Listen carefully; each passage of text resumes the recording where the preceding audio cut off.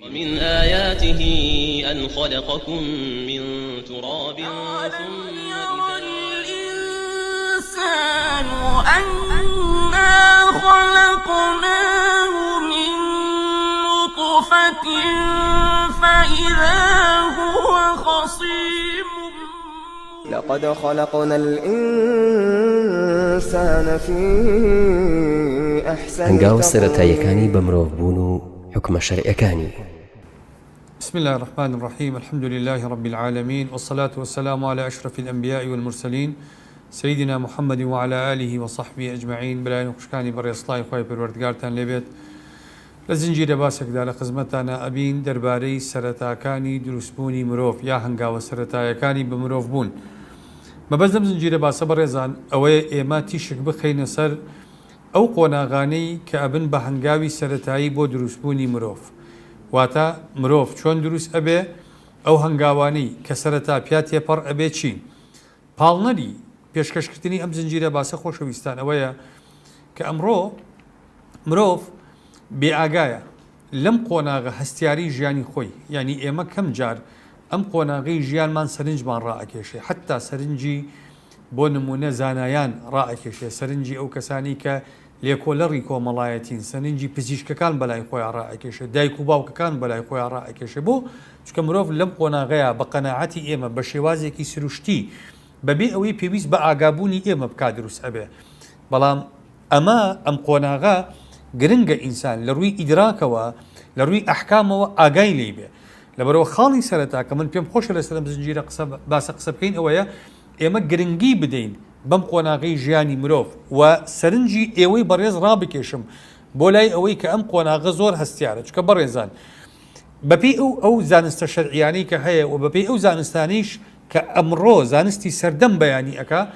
ئینسان لە 8 هەفتەی یەکەمە چۆن خاریتە جینی و بنیادیەکەی دروست ئەبێ، بە هەمان شێوە خاریتەی ژیان و تەنانەت مستەقبەل و دواڕۆژیشی هەر لەو 8 هەفتەیە پێک دێ. لەبەرەوە ئەمە خاڵێکە گرنگە هەمومان لی بە ئاگابین. خاڵی دووەم بەڕێزان ئەوەیە ئێمە وەکو خەڵکێکی مسلمان کۆمەڵێک بابەت هەن ئێستا یەخەمانەگرێ. ئەم بابەتانە بابەتی سەردەمن، بابەتی تەکنۆلۆژیان. ئێستا بوونی مرۆڤ یا مناڵ بوون یا حاڵەتی حمل حاڵەتێکی سروشتی نەماوە، یعنی ئەو لەوە دەرچووە کە ئێمە جاران ئەمان و مناڵێک بە شێوازێکی سروشتی دروست ئەبێ و ئەم مناڵە بۆ خۆی پێئگا. ئێستا ئەم بابەتە بووە بە زانستی سەردەم، تەنانەت لە نێوەندە زانستیەکانە پێی ئەوتێت تەکنۆلۆژیای مناڵ بوون، تەکنۆلۆژیای هاتنەبوون. بۆیە ئێستا بۆ نمونە ئێمە ڕوبەڕووی پرسیارەکانی مناڵی بلووری ئەبینەوە ڕۆژانە، ڕوبەڕووی پرسیارەکانی بابەتی بەکرێدانی ڕەحم، فرۆشتنی هێلکە، فرۆشتنی سپێرم،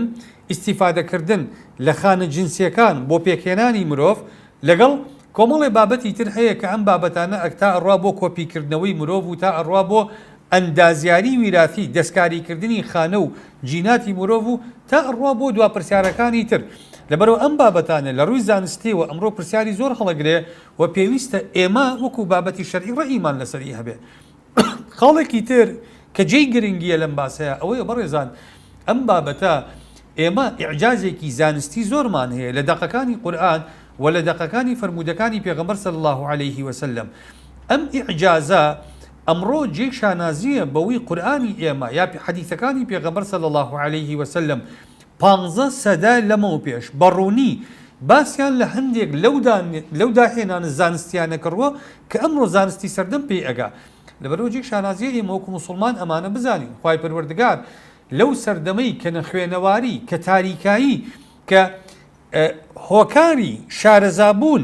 بەم قۆناغە هەستیاری ژیانی مرۆڤ هیچ هۆکارێک لە بەردەسا نەبووە. پێغەمبەر صلی الله عليه وسلم چۆن ئەم وردەکاریانی ژیانی مرۆڤی زانیوە و چۆن لە قورئان و پەیامەکەیە باسی کردوون، هێناونی بەگوێی خەڵکیا داوە. لەبەرەوە ئەمە خاڵێکی ترە. خاڵێکی تر بەڕێزان کەوامان لێ ئەکا گرنگی بدەین بەم بابەتە ئەوەیە ئەم بابەتە بابەتێکە ئێستا زانست بە هەموو ئەو تەکنۆلۆژیای ئەیخاتە کار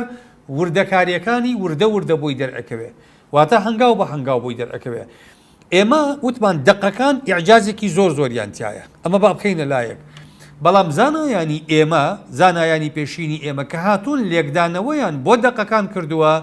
یەکەم لەبەر نەبوونی هۆکاری زانستی سەرکەوتو سەردەمیانە ئەوەی ئەمڕۆ لە بەردەستا هەیە لە کاتی ئەوانە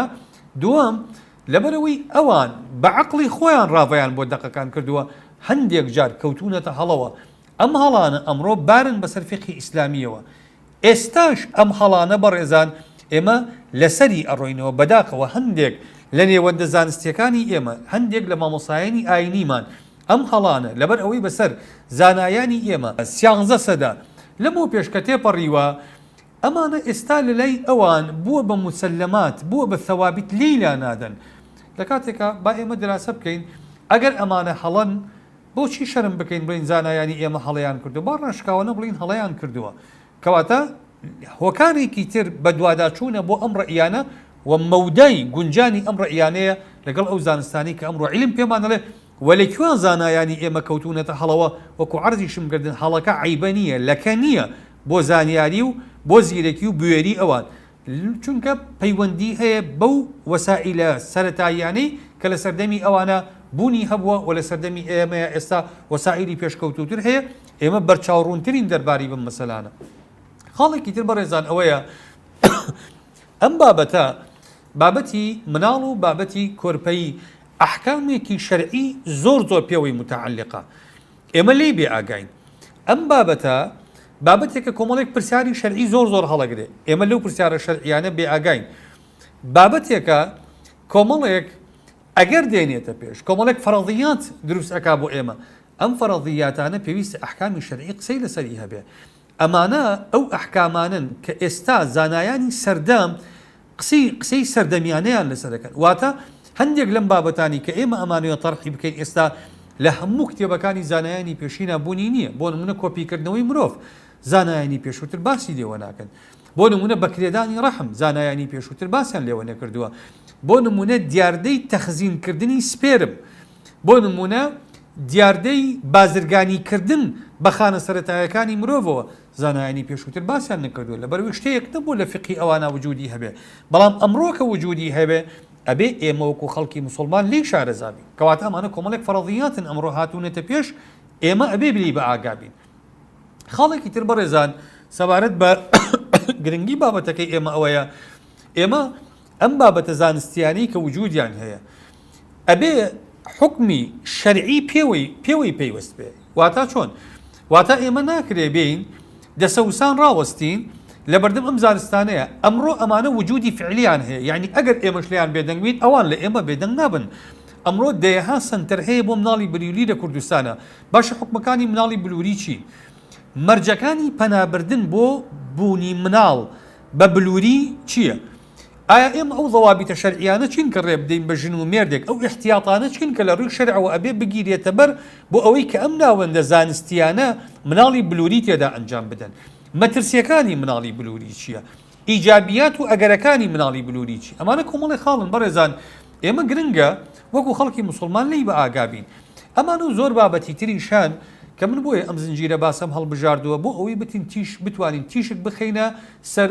کۆی پرۆسەی دروستبوونی ئینسان لە هەنگاوە سەرەتایەکانە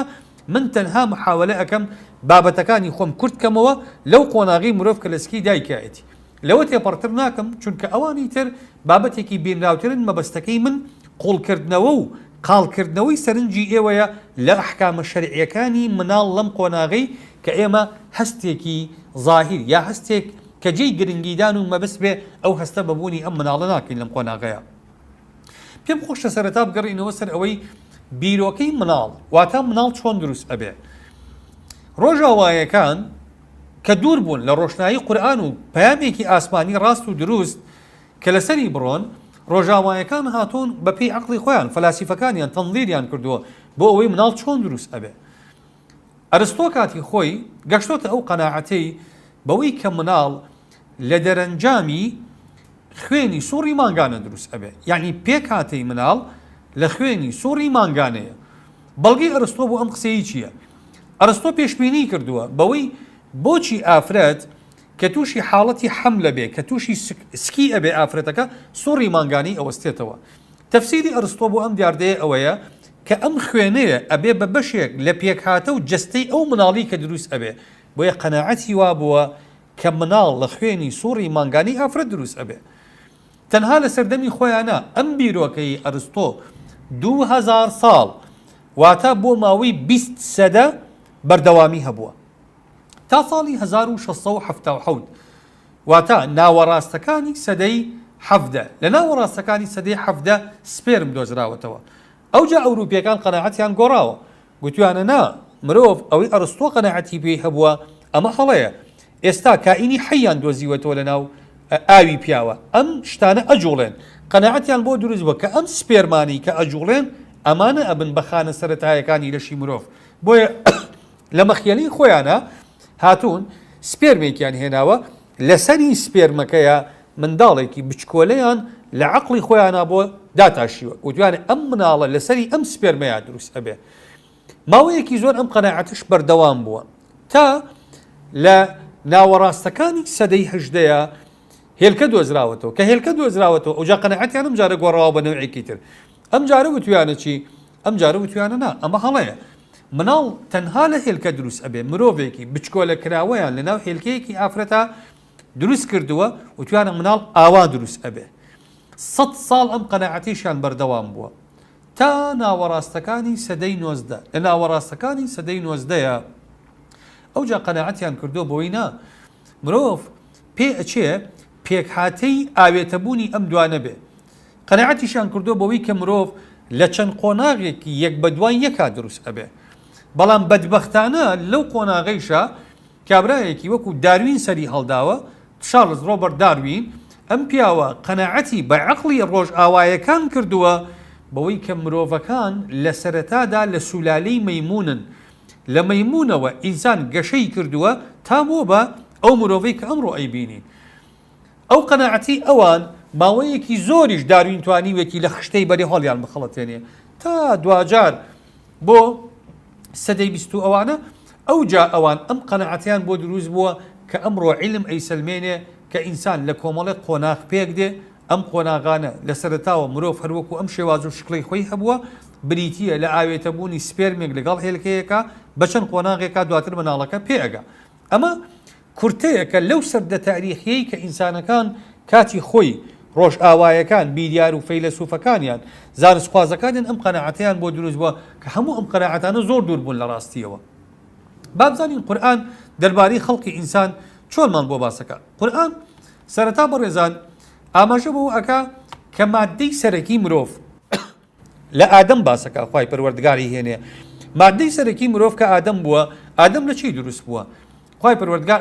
ئاماژە بەوە ئەکا کە پێکاتەیەکی سەرەکی خەڵقی مرۆڤ کە متەمەثیل بووە لەو کاتەیە لە ئادەم بریتی بووە لە ئاو خوای گەورە ئاماژە ئەکا بچی ئەفەرمێ والله خلق كل دابة من ماء ئەفەرمێ پەروەردگار هەموو زیندەوەرەکانی لە ئاو دروست کردووە یا ئەفەرمێ وجعلنا من الماء كل شيء حي ئێمە لە ئاو هەموو شتێکی زیندومان دروست کردووە یا هەموو زیندوەکان سەرچاوەکەیان ئاوە یا ئەفەرمێ فلينظر الإنسان مما خلق ئەفەرمێ خلق من ماء دافق کەواتە ئینسان لە چی دروست بووە کەواتە ئینسان لە ئاوێکی دافق لە ئاوێک کە بە تەکان بە گوژم دێتە دەرەوە خوای پەروەردگار فەرمێ ئێمە ئینسانمان لەمە دروست کردووە ئێستا زانستی سەردەم پێمان دەڵێ ئینسان پێکاتەکەی پێکاتە جەستەیەکەی لە 170 ئاوە واتە هەتا ئێری ئاو دێت ڕێژەی ئاو لە دەماغی ئینسانە لە 175 لە ماسوولکەیە لە 175 لە ئێسکا لە 122 لە خوێندا لە 182 واتە هەموو پێکاتەکانی ئینسان لە ئاو پێک دێ کەواتە ئاو پێکاتەیەکی سەرەکی خەڵقی ئادەم بووە کە خوای پەروەردگار دروستی کردووە و خەڵقی ئێمەیشە لە ئێستایە دواتر خوای پەروەردگار ئاماژە بە ڕەگەزێکی سەرەکی تر ئەکا کە لەگەڵ ئاو بۆ بەهۆکار بۆ دروستبوونی مرۆڤ کە ئەویش بریتیە لە خۆڵ خوای پەروەردگار فەرمێ يا أيها الناس إن كنتم في ريب من البعث فإنا خلقناكم من تراب أفرمي أي مروفكان أجر إيوه بقمان الذين دوبون ويخوتان إما إيوه من لخولك مردود دروس كردوا لآية كيتنا أفرمي ومن آياته أن خلقكم من تراب يكيك لنشان كان دصلاته وقوري خواي پروردگار أوي كأيوي لقل دروس كردوا من تراب باش استا علم بيمان الله أو كان زايني لخاكا هن لخولا هن ئەو ڕەگەزانی خۆڵ پێک دێنن سەد دانن 21یان لە مرۆڤ وجودی هەیە کەواتە لە کۆی ئەمانە 21یان وجودی هەیە ئەمەش ئیعجازێکی تری علمی قورئان و سوننە دەرەخە کە دێمە سەری پاشان بەڕێزان ئەو خۆڵ کە تێکەڵکەی چی دروست ئەبێ ئەو خۆڵ کە تێکەڵکەین قوڕ دروست ئەبێ نەتیجەیەکی طەبیعیە خوای پەروەردگار ئاماژەمان بۆ ئەوش بۆ ئەکا بەوەی کە خوای پەروەردگار ئینسانی لە چی دروست کردو ئینسانی لە قوڕ دروست کردووە بۆ نمونە خوای پەروەردگار لە قورئانە ئەفەرمێ چی خوای پەروەردگار لە قورئانە ئەفەرمێ الذي أحسن كل شيء خلقه وبدأ خلق الإنسان من طين أو خوایی کە بە باشترین شێوە مەخلوقاتی خۆی دروست کردووە وەسەرەتاین دروستکردنی ئینسانی لە چێوە دروست کردووە وبدأ خلق الإنسان من طين لە قوڕەوە دروستی کردووە یا باسی ئەو پەیوینەی خوای پەروەردگار کە ئیکا لەگەڵ فریشتەکان لە مەلە الأعلا کە خوای پەروەردگار سەرەتای دروستبوونی ئادەم باسەکە ئەفەرمێ إذ قال ربك للملائكة إني خالق بشرا من طين کاتێ خوای پەروەردگار بە فریشتەکانی فەرموو من مرۆڤێک دروست ئەەکەم لە چی لە قوڕ دروستی ئەەکەم یا ئەفەرمێ ولقد خلقنا الإنسان من سلالة من طين ئێمە ئینسانمان لە چی دروست کردووە لە سولالەیەک لە قوڕ دروست کردووە سولالە یعنی خولاسە کەواتە چۆن وتمان خوای پەروەردگار پێمانە فەرمێ لە سەفوەیەکی قوڕ لە پاڵفتەیەکی قوڕ دروست کردووە لە هەموو قوڕ دروستی نەکردووە زانشتیش پێمانەڵێ لە 100 ڕەگەزی خۆڵ 21 لە ئینسانە هەیە کەواتە لە هەموو قوڕ نییە نا 21 ئەم مادانە لە ئینسانە وجودی هەیە کەواتە خوای پەروەردگار پێمانە فەرمێ مادەی پێکهاتەی سەرەکی ئینسان بریتیە بووە لە ئاو لەگەڵ خۆڵ پاشان خوای پەروەردگار پێمانە فەرمێ ئێمە ئەم مرۆڤەمان کە پێکهاتەیەکی سەرەکی بریتی بێ لە ئاو لە خۆڵ و لە قوڕ تەمەن لە قۆناغی قوڕیشە خوای پەروەردگار لە قورئانە باسی چەند قۆناغێکی قوڕبوونی مرۆڤەکە بۆ نمونە باسی ئەکا ئەفەرمێ ئێمە لە تینین لازب دروستمان کردووە باسی ئەوە ئەکا خوای پەروەردگار من حەمەئین مەسنون دروستمان کردووە باسی ئەوە ئەکا پەروەردگار کە من سەڵساڵین کەلفەخار کە ئەمانە هەمووی قۆناغی قوڕبوون و سوورکردنەوەی قوڕە و تا پەروەردگار ئادەمی دروست کردووە دواتر نەوەکانی ئادەم ئێمە لە ئادەم دروست بووین ئەو جا پەروەردگار پێمانە فەرمێ ئەفەرمێ ئێوە لە چەند قۆناغێکا دروستانەکەم ئەمە ورترە لە خەڵقی ئادەم ئەترازێ بۆ خەڵقی ئێمە خوای پەروەردگار پێمانە فەرمێ وەقەد خەلەقەکم ئەتوارا ئێوەمان چۆن دروست کردووە قۆناغ بە قۆناغ یا کە ئەفەرمێ يخلقكم في بطون أمهاتكم خلقا من بعد خلق في ظلمات ثلاث واتا پەروەردگارە فەرمێ ئەو دروستان ئەکا لەسکی دایکتانە خەڵقا من بعد خەڵق قۆناغ لە دوای قۆناغ في ظلمات ثلاث لە سێ تاریکی لە ناوسکی دایکتانە باش ئەمە تا ئێرا پەروەردگار بە مجمل قسەمان لەگەڵا ئەکا دواتر لە هەندێک ئایەتی ترە دێ ورتر تەفاسیلی خەڵق بە ئێمە ئەدا کە چۆن مرۆڤەکانی دروست کردووە بۆ نمونە پێمانە فەرمێ ولقد خلقنا الإنسان من سلالة من طين ئێمە ئینسانمان لە پاڵفتەیەکی قوڕ دروست کردووە ثم جعلناه نطفة في قرار مكين پاشان لەمان تێکەوتوتەوە هەموو مرۆڤێک لە نوتفەیەک دروست بووە لەکوێ في قرار مكين کە ڕەحمی دایکەتی ثم خلقنا النطفة علقة پاشان ئێمە ئەم نوتفەیە ئەکەین بە علقة پاشان نەفەرمێکی فخلقنا العلقة مضغة پاشان ئێمە علقەکە ئەکەین بە مضغة فخلقنا المضغة عظاما فكسونا العظام لحما پاشان ئێمە مضغەکە ئەکەین بە عظام ئەیکەین بە پەیکەرە ئێسک لە کڕکڕاگە پاشان ئەم پەیکەرە ئێسکە دائەپۆشین بە گۆشت و ماسولکە و پێست پاشان پەروەردگارە فەرمێ ثم أنشأناه خلقا آخر فتبارك الله أحسن الخالقين ئەمانە بۆیە ورتر تەفسیری ناکەم چونکە قۆناغ بە قۆناغ بە تەفسیل باسی ئەکەین یا لە ئاەتەکەی ترا ئەفەرمێ يا أيها الناس إن كنتم في ريب من البعث فإنا خلقناكم من تراب أي خلقينا أم خطابة بو إيمان دارو بي إيمانا خواهي پروردگار رو أكاته همون وكاني آدم يا أيها الناس إن كنتم في ريب من البعث أجر إيوة بقمانا لزين دوبون ويخوتان پروردگار فرمي فإنا خلقناكم من تراب إيما إيومان لخول دروس كردوا ثم من نطفة باشان إيومان لتنوكيك أو ثم من علقة باشان لا علاقيك دروس كردوا ثم من مضغة مخلقة وغير مخلقة لنبين لكم ونقر في الأرحام ما نشاء إلى أجل مسمى خوي پروردگار فرمي بم قوناغانا إيما إيومان دروس كردوا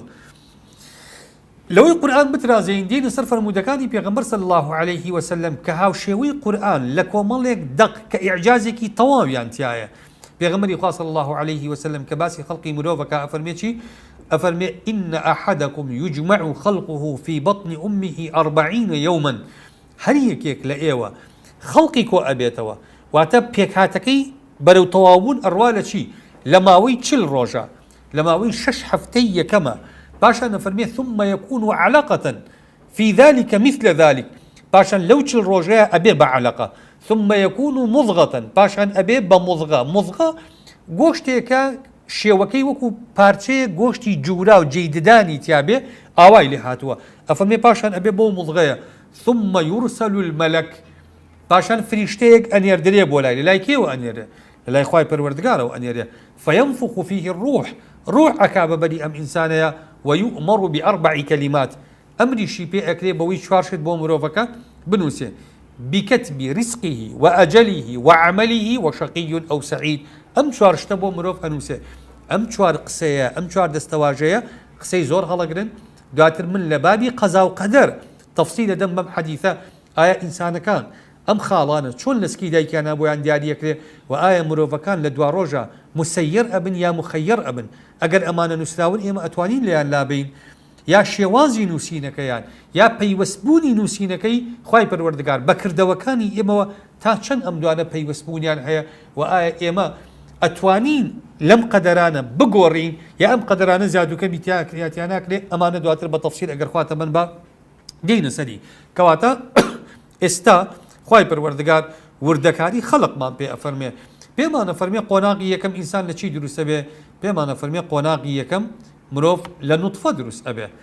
نوتفە بەڕێزان خوای پەروەردگار پێمانە فەرمێ ئەوەلەم یەڕە الئینسان ئەنا خەلەقناه من نوتفة فإذا هو خصيم مبين. ئەفەرمێ باشە ئینسان بیر ناکاتەوە، ئاوڕێک لە ڕابردووی خۆی ناداتەوە. ئەنا خەلەقناه من نوتفة. ئێمە سەرەتا لە چی دروستمان کردووە؟ ئێمە سەرەتا لە دڵۆپێک لە تنۆکێک ئاو دروستمان کردووە. فإذا هو خصيم مبين. ئەو ئێستا بربەرەکانی لەگەڵ ئێمە ئەکا، ئەو ئێستا مل بە ئێمە نادا، ئەو ئێستا حسابی خۆی بۆ ئێمە ئەکا یا حسابی ئێمە وەک خۆی ئەکا. ئینسان وای لێ دێ والعیاذ بالله، یعنی خۆی لێ ئەبێ بەخوا، وەکو خوای پەروەردگار ئەفەرمێ لە ئایەتەکەی ترا، ئەفەرمێ یا ئەیها الئینسان ما غەڕەکە برەبیکە الکەریم. ئەی ئینسان چی لوت بەرزت ئەکا بەرامبەر بەخوا؟ الذی خەلەقەک. کام خوا؟ ئەوەی دروستی کردی. فەسەواکە فەعەدەلەک. ئەوەی کە ئاوان ڕێکی کردووی، عەقڵی پێداوی، ژیری و زیرەکی پێداوی، ئەوەی کە ئەم نوتق و ئیحساسی پێداوی کە تۆ ئێستا دژایەتی خۆی پێ ئەەکەی. خوا ئەفەرمێت ئەمە ئێمە پێمان داوی. کەواتە تۆ چی وات لێ ئەکا لوت بەرزبی بەرامبەر بەخوا؟ ئەو چەکانی خوا پێی داوی، شەڕی خوای پێ ئەەکەی. لەبەرەوە خوای پەروەردگار ئەیهێنێتەوە بیری مرۆڤ، پێی ئەفەرمێ ئەی ئینسان ئێمە تۆمان لە یەک تنۆک ئاو دروست کردووە. ئەم تنۆکە ئاوە بەڕێزان چی و چی ئەگرێتەوە؟ سپێرمی پیاو ئەگرێتەوە. سپێرمی پیاو لە 3 بەش پێک دێت. بەشێکیان پێی ئەوترێ سەر. ئەم سەرە جینات و هەڵگری جینات و کرۆمۆسۆماتەکانی پیاون. ئینسان 2 جۆر خانە هەیە لە لەشیا.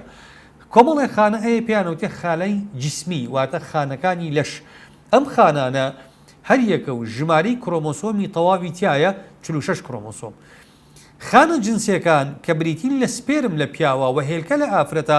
ئەمانە 23 کرۆمۆسۆمیان تایە. بۆ چونکە لە دەرەنجامی جووتبوون و یەکگرتنی سپێرمێک لەگەڵ هێلکەیەکە 23 لە باوکەکە وەرەگرێ، 23 لە دایکەکە وەرەگرێ، ئەو کات 46 کرۆمۆسۆمی مزدەوەج دروست ئەبن، ئەبێ بە خانەیەکی جسمی تەواو لەم خانەیەوە مرۆڤ خەڵقی سەرچاوە ئەگرێ و ئەبێ بە مرۆڤێکی تەواو. کەواتە سپێرمی پیاو بریتیە لەمە. زانایان دەڵێن مرۆڤ لە هەموو ڕۆژێکە نزیکەی 300 ملیۆن حیوانی مەنەوی ئینتاجەکە. تەسەوورکە 300 ملیۆن مرۆڤ ئینتاجەکە. ئەم 300 ملیۆن مرۆڤە بەڕێزان کاتێک حاڵەتی جووتبوون ڕوو ئەدا، لەمانە 500یان ئەگەن بەو هێلکەیی کە ئافرەت ئیفرازی ئەکا، یەک دانە لەم 500ش ئەتوانێ تەڵقیحی هێلکەکە بکە. چونکە لە قۆناغی جووتبوونی پیاو لەگەڵ ژنا خوای پەروەردگار کۆمەڵێک پاڵاوگەی لە ئەندامی زاوزێ و داوێنی ئافرەت و ڕەحمی ئافرەتا داناوە کە ئەم سپێرمانە ئەپاڵێون چست و چالاکترین، هۆشیارترین، بزواوترین سپێرم ئەگا بە هێلکە و ئەو ئەتوانێت تەڵقیحی بووی ڕەبکە لەبەرەوە ئەم سپێرمانە ڕاستە ڕێژەکەیان زۆرە بەڵام یەک دانەیان دواتر بە تەقدیری خوای پەروەردگار یەک دانەیان ئەبن بە مرۆڤ ئەم سپێرمانە عمری ئیفتیراضیان ئەگەر لە داوێنی ئافرەتا بمێننەوە 2 بۆ 4 سەعات ئەژین بەڵام ئەگەر بگەنە ملی ڕەحم یا بۆریەکانی ناو ڕەحم متەوەقع 3 بۆ 4 ڕۆژ بتوانن بژین و بمێننەوە تا ئەو کاتی هێلکە ئەپیتێنن کەواتە ئەمە بەشێکە لەوەی کە پەروەردگار باسی کا کافرمێ من نوتفە ئەمە بەشی یەکەمی نوتفەیە بەشی دووەمی نوتفە بریتە لە چی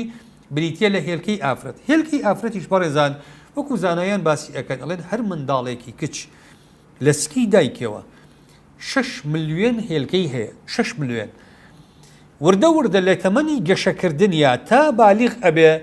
30,000 هێلکەی ئەمێنێتەوە تحدیدن باقیەکەی ئەفەوتەیە لەم 30,000 هێلکەیە کە لە تەمەنی بالیغ بوونەوە تا ئەگاتە تەمەنی بێهیوابوون و سنی یەئس ئافرەت مانگانە لە هەموو مانگێکە نزیکەی 20 هێلکە ئیفرازەکە لەم 20 یەک دانەیان نەضوجی تەواوەکە کە ممکنە ببێ بە مناڵ نۆزدەکەی تر ئەمرن حجمی هێلکە طبعا زۆر گەورەتر لە حجمی سپێرم کە قوتڵەکەی نزیکەی 200 مایکرۆنە هێلکە بۆ ماوەی 24 سەعاتەژی تقریبا واتە لە دوای 24 سەعات ئەمرێ ئیتر تەڵقیحکردنی ممکن نییە و ناکرێ بکرێ ببێت بە مناڵ حاڵەتی پیتاندنی بۆ دروست نابێت لە دەرەنجامی یەکگرتنی ئەم هێلکە و سپێرمە بەڕێزان لەگەڵ یەک طبعا پێک هاتی هێلکەش لە 3 بەش پێک دێ وەکو سپێرم وتمان سپێرم لەسەر یەک پێک دێ کە ئەمە هەڵگیری جینات و نەواتەکەیە ملێکی هەیە سپێرم ئەم لە بەڕێزان تەغذیەی واتە دەعمی لۆجستی نەواتەکانەکە دەعمی لۆجستی سەرەکە ئەکا کە هەڵگیری جینات و کرۆمۆسۆمەکانە ئەو هیچ پەیوەندیەکی بە دروستبوونی مناڵەوە نییە لە دوای ئەو کلک دێ ئەم کلکە وەکو سەوڵێک وایە سپێرم بەکاری دێنێ بۆ جوڵەکردن و ئاراستەکردنی خۆی هێلکەش لە 3 بەش پێک دێ بە هەمان شێوە لە توێکڵێک کە پێی ئەوتێ قشرە لەناو ئەم توێکڵەیە وەکو توێکڵی تەنکی هێلکە وایە لەناو ئەم توێکڵەیە شلەمەنیەکەیە پێی ئەوتێ سایتۆپلازم ئەم سایتۆپلازمە لە ناویە شتەیەکەیە پێی ئەوتێ ناوک ئەم ناوک و نەواتەش هەڵگری جیناتی ئافرەتەکەن 23 کرۆمۆسۆمەکە لەناو ئەم نەواتەیە کە سایتۆپلازمەکە خواردن و هۆکاری گەشەکردنی بۆ دروست ئەکا لە دەرەنجامی یەکگرتنی نەوات لەناو هێلکەکەیە لەگەڵ سەری سپێرمی پیاوەکەیە ئەو کات قۆناغێکی تر ئەبڕێ نوتفە کە پێی ئەوترێ النطفة الأمشاج بۆیە خوای پەروەردگار لە قورئانە کە باسەکە ئەفەرمێ إنا خلقنا الإنسان من نطفة أمشاج نبتليه فجعلناه سميعا بصيرا کەواتە خوای پەروەردگار ئاوانژە بۆ ئەکا بەوەی ئینسان لە نوتفەیەکی ئەمشاج دروست بووە چی دروست ئەبێ لە قۆناغی نوتفەی ئەمشاجە ئەم یەکگرتن و ئاوێتەبوونە دروست ئەبێ لە دەرەنجامی ئاوێتەبوونەکە خانەیەکی 46 کرۆمۆسۆمی بۆ ئێمە دروست ئەبێ ئەم خانە 46 کرۆمۆسۆمیە ئەبێت لە یەک خانەوە دوای ئەبێ بەچەند ئەبێ بە 100 تریلیۆن خانە کە بریتێ لە خانەکانی لەشی مرۆڤ لەم قۆناغە سەرەتاییەیە دوای ئاوێتەبوونی هێلکە لەگەڵ سپێرم بۆ ماوەی 12 ساعات حاڵەتی ئاوێتەبوونەکە بەردەوامێ لە دوای 12 ساعات ئەوجا ئەم خانەیە دابش ئەبێ بە 2 ئەبێ بە 4 ئەبێ بە 8 ئەبێ بە 16 ئەبێ بە 32 تا ئەگا بە قۆناغێک کە پێی ئەوترێ قۆناغی ئەلپلاستۆلە ئەم قۆناغە ئیتر لە ماوەی 6 ڕۆژە ئەم قۆناغە کۆتایی دێ لە 7ەم ڕۆژە قۆناغێکی تر دروست ئەبێ کە پەروەردگار باسی ئەکا کە پێی ئەوتێ قۆناغی عەلاقە بوون واتە ئەو قۆناغی کە ئەم خانە دابش بووانە باوش ئەکەن قەب ئەکەن بە دیواری ڕەحمە ئەچن لە ناو ڕەحمە زەرع بن لە ناو ڕەحمە ئەڕوێن دواتر ڕەحم وەکو حاڵەتێک دای ئەپۆشێ لە ناو خۆیە ڕەحم ئەیشارێتەوە و دای ئەپۆشێ وردە جۆدێک لە تەعەلق دروست ئەبێ قەب ئەکا بە دیواری ڕەحمە ئەوجا ئەم مناڵە لێرەوە گەورە ئەبێ پەیوەندی لە نێوان ڕەحمی دایکەکە و مناڵەکە دروست ئەبێ مناڵەکە قۆناغەکانی تر ئەبڕێ ئەلێرە ئەمەی ئاماژە لە کۆتایی ئەم باسەیە حەڵقەی ئەمڕۆیە ئاماژە بە یەک حاڵەتکەم خۆی پەروەردگار لە قورئانە کە باسی ئینسانەکە وەکو عەرزم کردن ئاماژە بۆ ئەکا کە ئینسانی لە سولالەتی من طین دروست کردووە. وتمان سولالە مفسرین ئەفەرمون واتە خولاسە. دوایش خۆی پەروەردگار هەر کە ئاماژە ئەکاتەوە ئەفەرمێ خلق ثم جعل نسله كافرمي الذي أحسن كل شيء خلقه وبدأ خلق الإنسان من طين باشا نفرمي ثم جعل نسله من سلالة من ماء مهين واتا لقوناقي قر باسي سلالة أكا لقوناقي أو باسي سلالة أكا بيغمرك صلى الله عليه وسلم وكو معجزيك أفرمي ما من كل الماء يكون الولد واتا لهمو أو آوي كجنوب ياو هيانا منال بريتينية لكوي أم آونا للسلالة لخلاصي أم آوى دروس به خلاصة كشيء بريزان أما من عرض مكردن لبياوة تتصور بك بياو ل6 مليون حيواني منوي يك حيواني منوي أبي بمروف ل6 مليون جيجلوي كجيجل السبير مكان أو آوي كبياو حياتي شلمانية كي زوري تايا أم شلمانية سبير مكان تايا كشأكن أو هر هيج كاري قريني لسر دروس بوني منالك وإنما تنها وكو أو سايتوبلازما وايا كلناو هيلكايا هيو تغذية نواتك أم أوش تغذية سبير مكانك هيج رولكي ترينية لا أفرت شاوكو عرزم كردين لكوي أو 6 مليون هيلكاي كأفرت هيتي أفرت مانغانا يك هيلكا إفرازك كبقلك به زانايان ألين لهمو تمني أفرت كممكن منالي ببه 400 بو 500 هيلكا إفرازك زيادة إفراز ناكا أفرت كواتا خواهي پروردگار دقا و دق بو منتهای دقتی که امرو زانستی سدی 21 پیمانه لی پروردگار پیمانه فرمه انسان لکوی او آو دروس ناکین ایما و انما لخلاصه و پالفتکی دروسی اکی که اما برزان او کاتی پیغمبری خواه امانه افرمه چه حدیثکانی خوی چه آیتکانی قرآن هیز نبو بتوانه به هیچ واسطه که و امانه بله باشه که امانی فیدی پیغمبر که صلی الله علیه و سلم ام زانستی چون زانی بۆچی ئەم زانستە پەنهان بوو لای خەڵکانی تر بەڵام پێغەمبەری خوا صلی الله عليه وسلم ئەیزانی ئەمە تەنها نبووەتە تەنها پێغەمبەرایەتیە لە وانەکانی داهاتوودا درێژە بە باسەکەمان ئەدەین باسی ئەمڕۆمان هاتە پایان السلام عليكم ورحمة الله وبركاته من آياته أن خلقكم من تراب ثم الإنسان أنا خلقناه من نطفة فإذا هو خصيم لقد خلقنا الإنسان في أحسن هەنگاو سەرەتاییەکانی بە مرۆڤ بوون و حکمە شەرعیەکانی